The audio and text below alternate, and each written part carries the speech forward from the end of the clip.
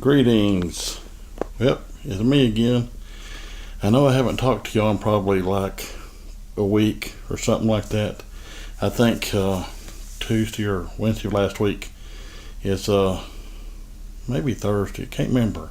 That's when I did the thing up in Morrisville, North Carolina. Spent some more time in North Carolina. Then we dropped down and seen some people in South Carolina. And then we went across far northeast Georgia, and then we went through central Georgia, and then went all through central Alabama and lower Alabama and met different people for different reasons. Anyway, this is going to be about signature. Your signature. There's a difference in a signature and an autograph. Night and day difference. An autograph is what a movie star gives you, or some celebrity, they write their name out on something. It's an autograph. That's not informed consent. It's not permission. It's not directive. It's nothing. It's just they're writing their name in their own handwriting. Okay?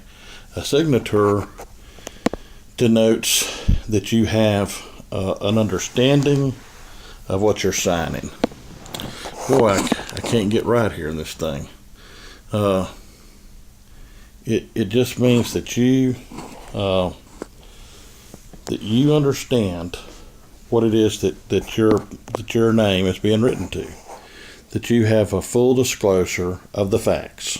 Sorry about this here. I'm going to do better with this camera in a new setup here soon. But anyway, it just means that say your next door neighbor and you. We'll just make it simple. Say they want to make some kind of contract between you and them. They agree that you are going to have a shared drive. You're going to pay 50%, they're going to pay 50%, and you both got complete total rights to it. They can't block you off, you can't block them off, etc., etc. Okay, well, say they draw up the contract, and it apparently looks good to them, it apparently looks good to you, and then you so-called sign it. Okay? You're basically, if it says signature, for them and you, and y'all both sign it, you're both 18 years of age or older, and supposedly, they've read it and you've read it. They understand and you understand it, but you didn't write it.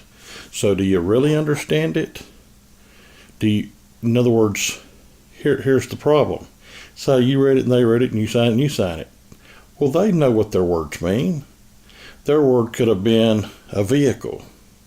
Your word's automobile.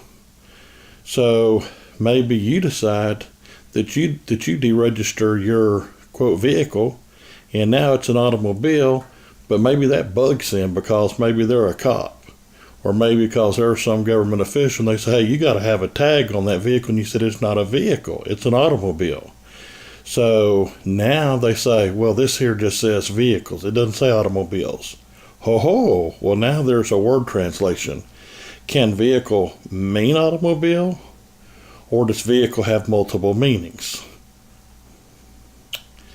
Does the word man or corporation or business, does it mean what it means in Black's Law Dictionary? Or did y'all give it another meaning in contract law? So your signature is probably the absolute most important thing you have in this world, besides, you got your faith, if you believe in God or you have some other faith, you believe in your friends and your family, you got your job. But as far as you, the Supreme Court said at the beginning of this country, a man has an unlimited, let me say it again, an unlimited right to contract. And on the reverse side, by just simple common logic, everything you have a right to do, you have a right not to do. And that's also been said in the Supreme Court during different decisions. But let's just go with, you had an unlimited right to contract. Well, you got that unlimited right not to contract. So when people come and want you to contract, you got the right to or not to. A man can have 1,000 contracts or have 0, or any number he wants.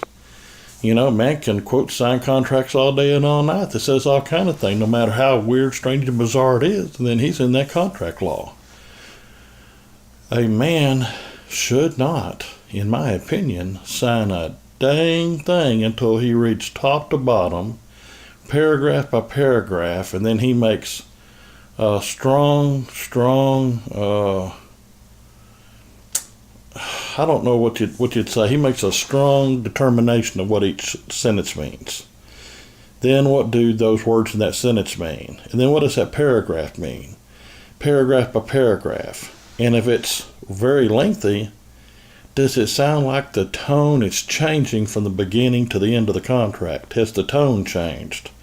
Does it look like they're using words differently in one part of it or another? Does that contract have a glossary?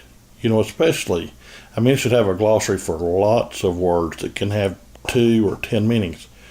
According to the United States Supreme Court, the word United States or United States of America has 400 plus different meanings. It has one meaning under this U.S. title, one meaning under that U.S. code. It has a meaning in the tax code. It has a meaning in statutes. It has a meaning in common law. It has a meaning in Supreme Court decisions. It's just on and on, but they have tracked over 400 different meanings. So if somebody asks you if you live in the United States, which United States are you talking about? There's over 400 known about. So which one? And they say, well, what state do you live in? When you say state, do you mean a state of mind, a mental state, or do you mean a geographic state? Do you mean a corporate state? Do you mean a republic state? What kind of state are you talking about? When you say a car, or you mean a horse-drawn carriage? Or you mean one that doesn't have an engine in it and it's just sitting there and I can push it? You can be funny, but the point is, what does car mean? What does truck mean? What does automobile mean? What does vehicle mean? What does an abode mean? What does dwelling mean? What does home versus house mean? Okay, so you got to have a glossary. This is a unique glossary to this contract. I know I haven't and I won't sign anything that doesn't have a glossary, because if it says an individual, I'm going to look in there and see in that specific contract, does an individual mean a living, breathing man? If it doesn't, then I'm going to strike out the word individual. I'm going to strike it out twice, and I'm going to put my initials by it. I struck it out. I'm rewriting the contract. A contract has to be beneficial to me as to the other party. It has to have dual beneficiaries. We have to reasonably, equitably benefit. So they may get 3 benefits on the top end and I get 3 benefits on the bottom end. They're not the same benefits for me and same with theirs, but we agree that they're reasonably equitable. They may be a little ahead or I may be a little ahead. And the person that does not write the contract is the person that loses benefit of the doubt. The person that doesn't write the contract has benefit of the doubt if it comes down to splitting hairs, because they signed it in good faith and you wrote it, but if it left anything uncertain, it goes to the party that, quote, signed that it could have went either way. So that's the court trying to say in contract law, we're going to be fair and this is the way we're going to do fairness. So you have to have a complete, reasonable, logical understanding of what everything means. What are your duties and what are your responsibilities? What are the consequences? What are alternative consequences? Are y'all going to talk it out? That's in the contract. You're going to talk it out among yourself and come to an agreement? You're going to have an arbitrator? You're going to go down to judicial law? Boy, people just email me all day and all night. I just can't get out of these emails. That's okay, though. I'm answering them. I am answering them. I'm always answering them. But I promise you, I can wait until I think I done answered all the emails and ain't nobody emailing me, and I'll do a video, and just as soon as I get started, I can't never finish a video hardly without somebody buzzing in. But anyway, your signature is very, very important. So, if somebody forces you against your will, that's another thing. It must be voluntary. You must understand it. I got to understand what it means. It's got to be fair to me and them. I have to have a voluntary decision.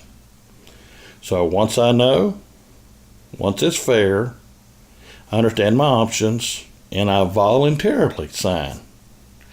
Okay, it can't be because a policeman says if you don't go get a license, which I don't believe in. I don't believe in them for religious reasons, but I don't believe in them for 100 other reasons. Mainly, it's my inherent right to travel and to have my free movement. But say a policeman says, okay, you've got to have a license or I'm going to write you a ticket and charge you money. And you're going to have to go out and work and get this money up, or we're going to put you in jail for not paying. And we're going to impound your car and do all this other stuff. So if I go get a license, I did it under a threat. Okay, that's just like the guy coming to your door and say, listen, next time I come to your door, if you don't have $20, I'm going to punch you in the nose. Well, if you give him $20, he robbed you, right? Okay, so that's what I'm saying. When the police or the city or the county or the state tells you got to go get a license and you're forced to do it under the threat of fines, forfeitures, or having your body kidnapped and put into a dungeon somewhere, once that happens, then it's not voluntary. So you don't have a signature on there, in my opinion. You have an autograph. You autographed it. But if you don't put like an AG, for autograph, that's what I use, AG autograph, and you don't use D for under duress, and then W/O without then prejudice, PRED, you can abbreviate some of these things.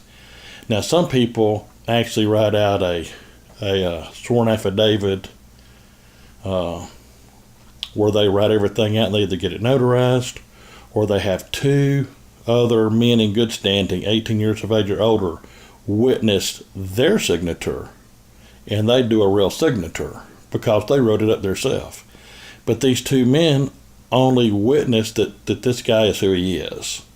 They aver or swear or promise or affirm that this man is who he says he is.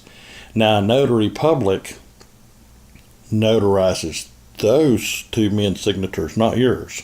So you have no LexisNexis connection, and then you take your document down to the courthouse. And in there you may say things like, I have gone to get a state driver's license against my religious beliefs or my personal beliefs or both. I didn't do it because I wanted to, and I'm not going to sign it, and I'm going to put UDAG, and I'm going to put UCC 1-308. I'll put UD for under duress and AG for autograph. And I'm going to put without prejudice so I remain in honor. And I'm going to file that. And I'm going to keep a copy of it. I'm either going to get it notarized or I'm going to get two men to witness my signature and get them notarized. So we all three go to the bank and I sign in front of them. Okay, so the notary sees me sign in front of them, but she ain't notarizing me, she's notarizing them. So then they have to produce identification. I don't. So there's no connection with me and her. They're connected to me, but she puts me at arm's length, or the two men put me at arm's length, a lawful term, arm's length from the notary public, which is an ex facto government official from the Secretary of State. So I'm acting, as my own principal man. And they're acting as my good witnesses. Like in the Bible it says two good witnesses. There's my two good witnesses. So they're willing to be identified by an ex officio, which doesn't have nothing except that she verified their signatures and verified they're who they say they're under according to the government. Then, you get your apostille from the Secretary of State's office that says she's in good standing. So you take your document, you take that apostille, and you go file it at the county records office, okay? Or you file it in your Jural Society, or both, or you file it at the Secretary of State for your state and the county and your juror society if you have one. You know, you can even post it down at the courthouse for 30 days. You know, and so then when you get a ticket by some policeman, you know, you can just go along with wherever he says if you want to. It's up to you. But say he wants to see this license, you go do the whole 9 yards, then you go to court and you subpoena the county records and bring the county records with you that you filed all of this stuff and that you did it. So therefore the license is not valid. You did it under duress. So your so-called contract with the state, your adhesion contract with the state, is null and void on its face because you done told them the police have threatened you. They run ads on the TV. They run all these laws in these books that say if you don't do this, but it's a violation of your constitutional right, and you've declared it on your license. You put AGUD, you put everything on your license. So you showed them, the judge, that. You showed them your paperwork. And I know a lot of people that have done that, and they've went with over probably 90% success record of getting every ticket they ever had dismissed. Now this is absent legal value, absent legal advice, absent whatever. I ain't no bar card lawyer, never have been. I ain't a bar card judge, never have been. Don't want to be.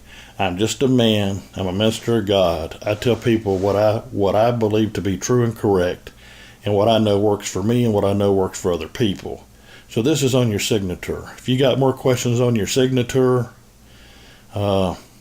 you know, you can email me at Daymond, DAYMOND 4040 at yahoo.com. Remember, Daymond4040 at yahoo.com. You know, and I don't know. I know I'm over 1,000 emails. I just keep going. So sometimes I get 0 in a day. Sometimes I get 3 or 4. Sometimes I've got over 100 a day. So I just work on there 20 or 30 or 40, however many I can get to a day, because I'm not chintzy. I don't just say yes, no, or whatever. I try and give at least a paragraph or two, or if they ask about a case or something, I try and copy off a case and cut and paste it to them, or whatever they need. And this is also a shout out to the North Carolina Study Group. That was a study group that I went up and co-lectured the seminar with Mr. Rod Class back here last week. We had an excellent time. He's an excellent gentleman. He has a lot of knowledge, and I looked at everything he has. And so I have formed a new opinion since meeting with him. And so when I met with him, I decided instead of there being 2 ways to go, with a possibility of a thin line third way, that there was 3 full ways to go. And since that time, I studied some more, and now I think there's actually 4 ways you can go, which I'll try and put that on a separate video so I don't jam too much on one video, because I pretty well decided 20 minutes is the maximum anybody can go and get some really good knowledge. So I'm at about 18 and a half minutes now according to the clock. Thank y'all. God bless you and have a great day. And I got 3 or 4 videos coming out in the next few days. Be looking for them. God bless you. Bye-bye.